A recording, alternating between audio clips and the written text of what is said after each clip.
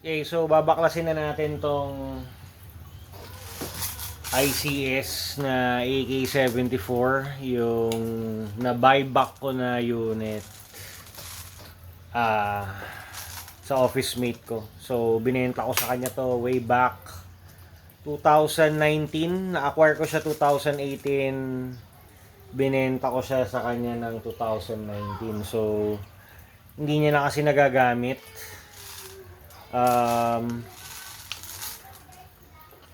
Yun, biniro ko siya. Pumayag siyang bilhin ko uli. Pero dahil gusto pa niyang mag-blink sa bahay, binigyan ko siya ng deal. Nag-trade kami. Binigyan ko siya ng gas blowback. Tapos add ako ng cash. Okay. So, bago natin galasin, i-appreciate muna natin kung gaano siya kaganda. Yun. Battle scars. Okay. Bad boy gun. Okay. So, kakalasin ko na. Nabaklas ko na to dati pero tagal na yun eh. Okay. Version 3 gearbox rin naman to, kaso bawat brand kasi ibang disassembly. Merong konting kakaiba ng disassembly sa gearbox. Nagkaroon ako ng Classic Army na SLR 105, iba yung pagkalas niya. Saima, nagkaroon ako.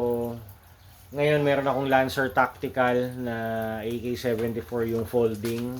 Okay? I think nakita niyo yun sa dati kong video. Etong ICS, iba rin ang pag-dismantle nito. Yung sa Lancer Tactical may pin dito na kailangan pukpukin. Itong ICS screws naman siya. Okay. So, upload ko tong video na to na uncut, okay, para makita nyo yung every step of the disassembly process.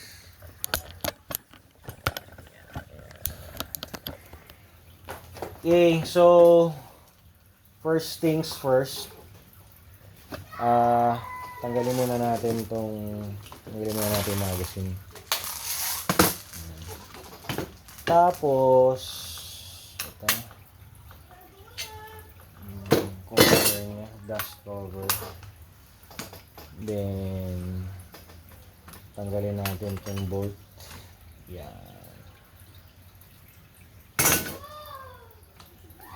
Set aside natin. Kaya lang, gandaan pa natin yung angle no.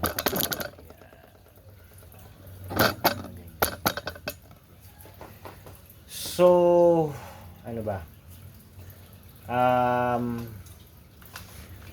Tanggalin muna natin itong selector lever. Alam ko ito may takip lang ito. May plastic na cover. Yun.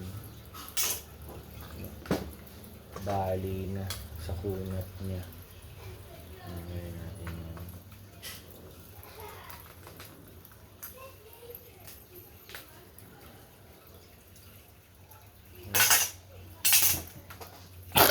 Tapos tanggalin natin tong pistol boot. Dun sa mga nanonood na nakapag-disassemble na nito, okay, feel free to comment kung ano ba dapat ang una sa style nyo. Pero ako, ganito yung natatandaan ko. Okay, so makikita mo na yung gearbox shell halos. Ganito ang version 3. Version 2 gearbox, nakahiwalay ito. Okay. So, palagay ko kailangan nating tanggalin na. Actually, palagay pwede nang tanggalin to. Ma-access na to. Pag nabunot tong half, tsaka tong half chamber. Tingnan natin ha. Ito, meron siyang dalawang screw dito. Ito. Tsaka ito. Sa Lancer tactical pin lang siya na pupukpukin mo.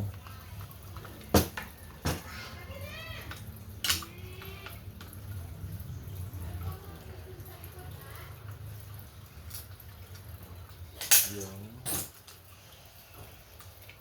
So, meron pang isang screw dito. Sana nakikita nyo.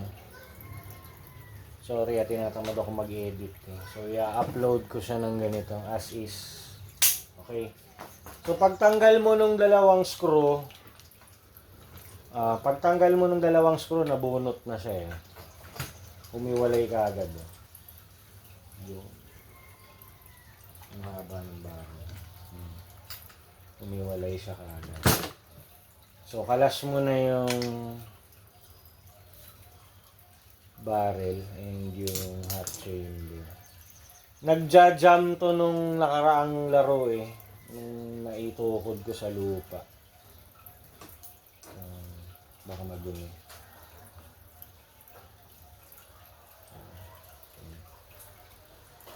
Lilinisin na lang natin yun. Okay, so nahati na siya. So, ang next kong tatanggalin is yung wood stock sa likod. Kasi may baterya pa to eh. Ayan natin. Alam ko may battery pa to. Kasi hindi ko siya tinanggal nung last game.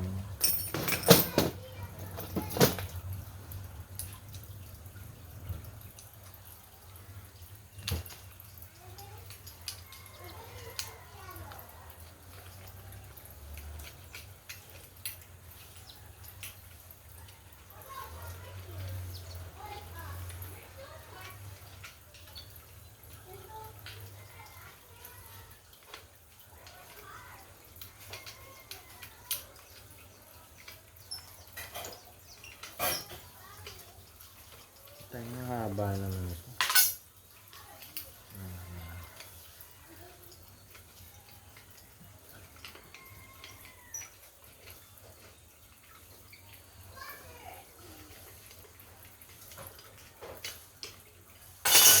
So, tanggalin na natin yung baterya. Ngayon, pwede na natin tanggalin tong wood stock. So, may dalawang screw lang. May dalawang Phillips head screw lang yan sa ilalim.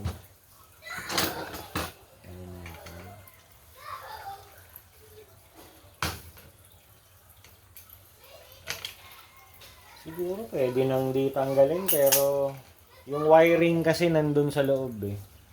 So, mas maganda tanggalin natin kaysa ninjahin mo yung wire ng gearbox palabas. Tanggalin mo na lang. Yan. Ayan ang tigas. Tanggal na yung wood stock niya.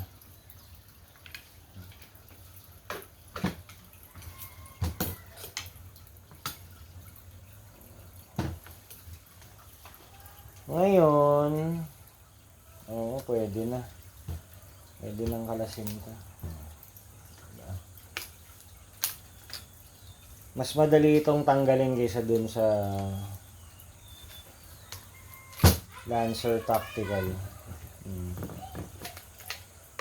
Hindi ko gusto yung design yun. Stamp steel pala to. Parang doon sa real steel talaga.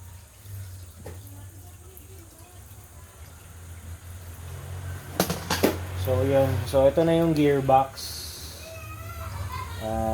Sige, tuloy-tuloy na natin yung pagkalas.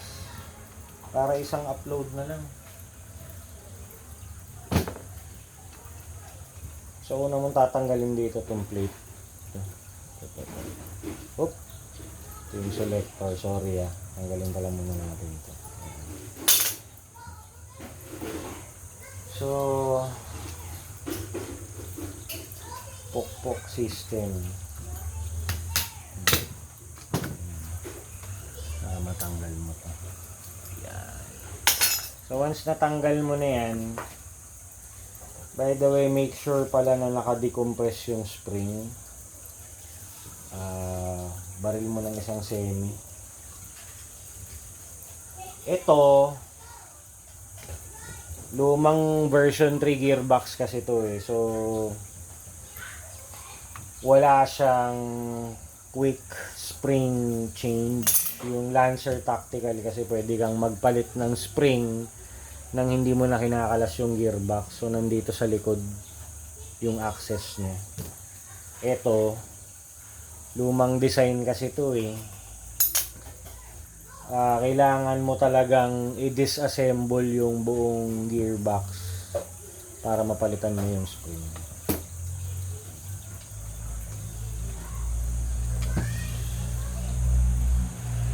Malaki yung screwdriver natin.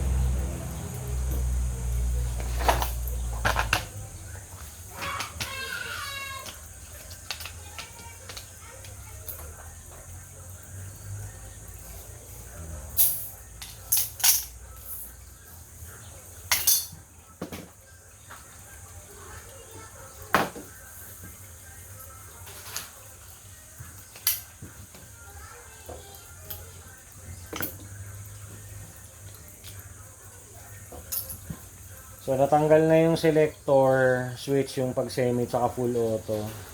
Tanggal na yung cover dito. Tanggal na yung plate sa taas. So, pwede mo nang i-disassemble. Ang style dito, para hindi pumalo yung spring sa'yo. Kasi kahit naka-decact to, pwedeng tumalsik yung spring. Tutukuran mo dito sa butas na to ng screwdriver na maliit. Akong ginagawa ko ganyan. Tapos pinipress down kung ganun bago ko buksan yung gearbox. Buksan natin yung gearbox.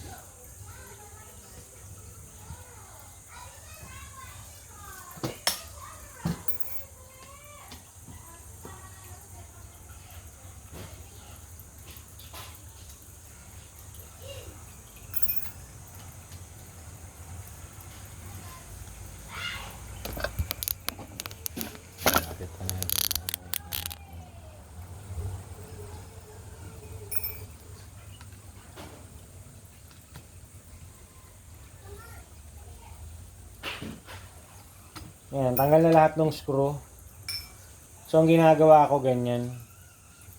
Nilagyan ko ng screwdriver dyan. Kahit siguro mas maganda to. Ay, hindi. Mas maganda yung screwdriver na maliit. So, push down mo pa ganyan. Saka mo buksan dito. Ganyan. Narinig nyo. Pumitik pa siya. So, ganyan. Yeah. Okay, buti binuksan na natin, no. Lumuwag na yung spring guide niya sa kalumaan. SP130 nga tong spring na to, SP130.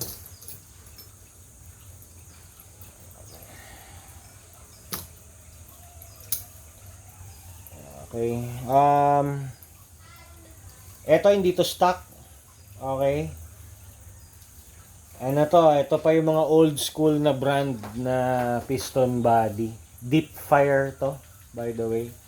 Yung piston head, di ko alam kung anong brand to, pero tong piston body, Turbo Lacopi ano to. Deep Fire tong kinabit ko dito. Ayan.